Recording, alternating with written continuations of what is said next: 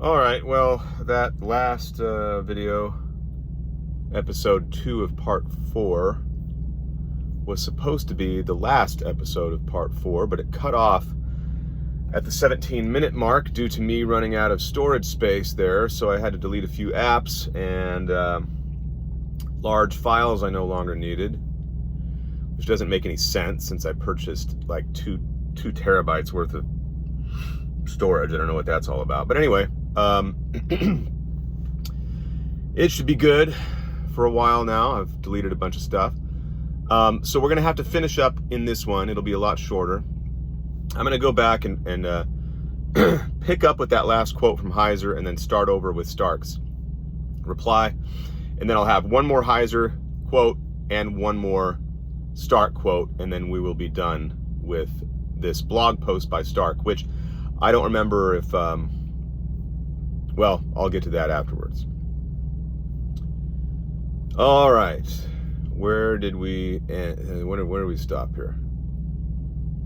Okay, yeah, Heiser says, "It is difficult to believe that the scribes were this careless, unskilled, or confused.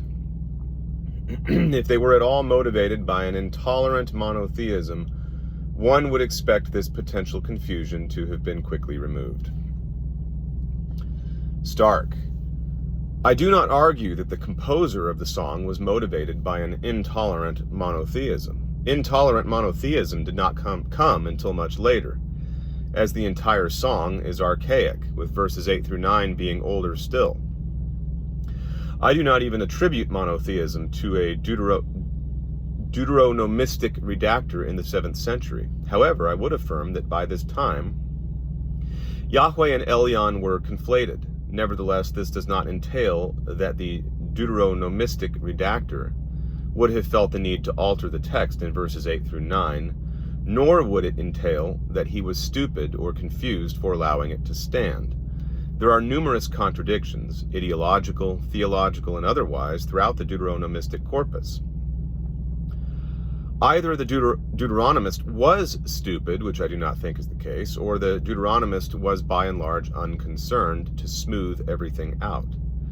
They did not share our modern sensibilities. Moreover, they had reading strategies which do not align with the historical grammatical reading strategies of modern critics, and that is sufficient. This text, no doubt, would have been read synchronically. Deuteronomy 4:19 through 20 is a clear attempt to reframe the interpretation of Deuteronomy 32, 8 through 9. That would be sufficient for his purposes." Heiser: "Last but not least in importance, the idea of Yahweh receiving Israel as his allotted nation from his father El is internally inconsistent in Deuteronomy. In Deuteronomy 4:19 through 20, a passage recognized by all who comment on these issues as an explicit parallel to 32, 8 through 9, the text informs us that it was Yahweh who, quote, allotted the nations to the host of heaven and who, quote, took Israel as his own inheritance. See Deuteronomy 9:26 and 29, and Deuteronomy 29:25. Neither the verb forms nor the ideas are passive. Israel was not given to Yahweh by El, which is the picture that scholars who separate El and Yahweh in Deuteronomy 32 want to fashion. In view of the close relationship of Deuteronomy 32, 8 through 9 to Deuteronomy 4:19 through 20, it is more consistent to have Yahweh taking Israel for his own terrestrial allotment by sovereign act as Lord of the council." And finally, Stark. This is the last of this blog post, this final comment, but it's a relatively lengthy comment from Stark. And then I will simply end the video without any further ado, other than to give you, because I don't think I mentioned it at the beginning, the title of this blog post, so you can look it up yourself and save it. Stark: "This argument is unsuccessful. Absolutely no one disputes that Deuteronomy 4:19 through 20 identifies Yahweh as the one who divided the nations. Once again, Heiser is attempting to use the synchronic reading to force the diachronic reading into conformity. In other words, the synchronic reading, a synchronic reading has to do with the way something was understood at a given point in time. A diachronic reading of the text has to do with the way the language evolved and changed over time. And he's going back and he's reminding us that from before that this text in Deuteronomy 4, while it comes before Deuteronomy 32 in the text, is actually a much later text. Deuteronomy 32 is much more archaic and describes a situation that prevailed in the divine council at least 100 years, at least a century before Deuteronomy 4:19 through 20 was written.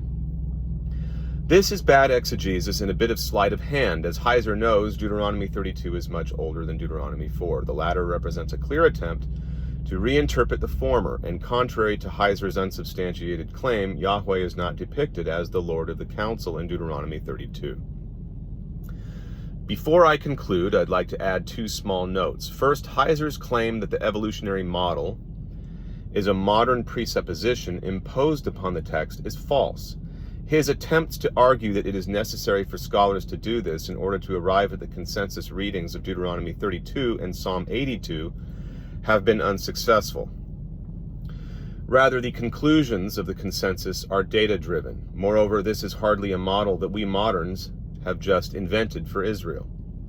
As is clear from just a cursory glance at the comparative ancient Near Eastern literature, the evolution of deities from junior gods to high gods is not a phenomenon unique to Israel.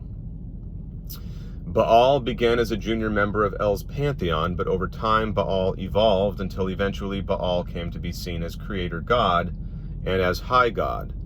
Baal displaced El in Canaanite mythology. It is not at all surprising to see the same thing happening with Yahweh and El in the same region during the same period. It would be more surprising were this not the case, but the data clearly indicate that it is. Second, a word about Richard Bauckham's attempt to dispense with the consensus reading of Deuteronomy 32 and Psalm 82. He says that Yahweh and Elyon are one distinct and unique deity, and that the other gods are not really gods at all. To argue against a separation of Elyon and Yahweh in Deuteronomy 32, 8 through 9, Bauckham writes, quote, "It is hard to believe that in its present context in Deuteronomy 32, it could ever have been read in this way. See Yahweh's words in 32:39, which hardly leave room for his subordination to another god." This is a very poor argument. Verse 39 reads, "See now that I, even I, am he. There is no god besides me. I kill and I make alive, I wound and I heal, and no one can deliver from my hand."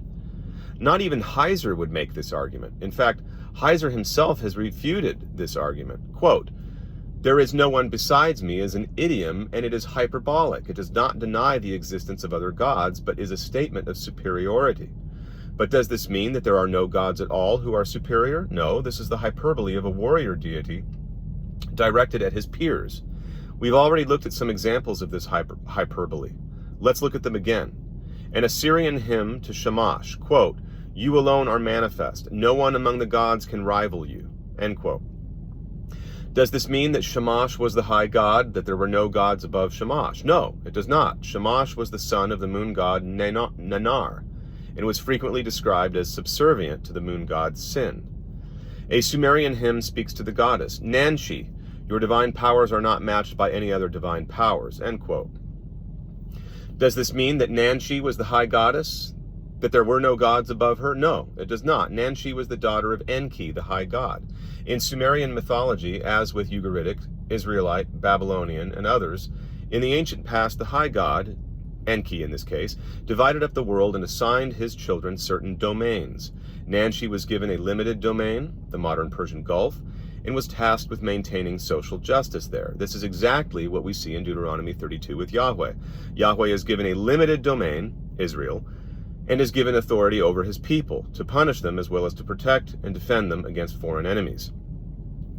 That Yahweh, like Nanshi, is said to have incompatible divine power does not mean that he is not subordinate to the high God who gave him his domain. It is also of note that Nanshi, like Baal, Yahweh, and so many other deities, evolved over time.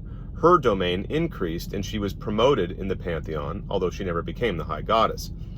Regarding Psalm 82, Bauckham thinks that, quote, "The idea of a real kinship of nature between the Most High and his sons, the gods, is already contradicted by the former's judgment that the latter will die like humans, Psalm 82:7. The strong impulse to draw an absolute distinction of kind between Yahweh and all other reality characteristic of Second Temple Judaism is here already at work, despite the use of the very old terminology that was not designed to express that, end quote. This again is a very poor argument that misunderstands the nature of the material. First, note that Bacham simply assumes that it is the Most High who judges that the sons of El will die like humans. Excuse me, let me read that again. I read that kind of not very smoothly. First, note that Bacham simply assumes that it is, quote, the Most High, end quote, who judges that the sons of El will die like humans. In fact, it is not. It is Yahweh who states this, not Elyon. Second, and more importantly, the idea that the death of gods denotes a difference in kind is untenable. Recall again the Baal cycle where Baal takes on the gods Yam and Mot. Yam expressly identifies El as, quote, my father. There is no question that in the Ugaritic material, the sons of El were conceived as literal progeny. Nevertheless, Baal proceeds to kill Yam in combat. That Yahweh threatens to kill the gods of other nations, then, is in no wise means that there is some difference in quote-unquote kind between Elyon and his sons.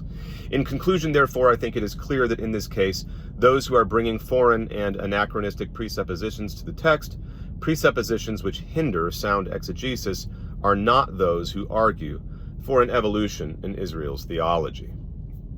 And that blog post, in case I didn't mention the title, was called The Most Heiser, Yahweh and Elyon in Psalm 82 and Deuteronomy 32. This was a response that he wrote to Heiser on July 16, 2011. I never saw it referenced or heard it referenced or saw it cited anywhere prior to very recently, but it is the most,